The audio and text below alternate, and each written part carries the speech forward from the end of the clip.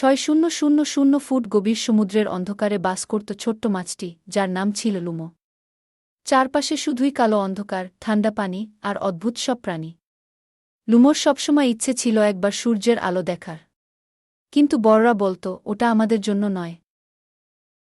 একদিন লুমো সাহস করে ওপরে উঠতে শুরু করল।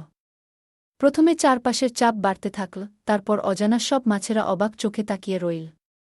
ক্রমশ ওপরে উঠতে উঠতে সে দেখল পানির রং বদলাচ্ছে, আর একসময় হালকা নীল আভা দেখা গেল।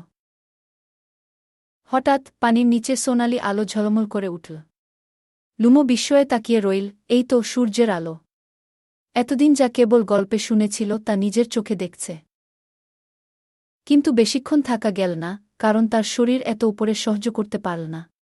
তবুও লুমো খুশি ছিল, সে নিজের স্বপ্ন ছুঁয়ে এসেছে। আর গভীর সমুদ্রের অন্য মাছদের কাছে ফিরে গিয়ে সে নতুন গল্প বলতে পারবে, সূর্যের আলো কতটা সুন্দর।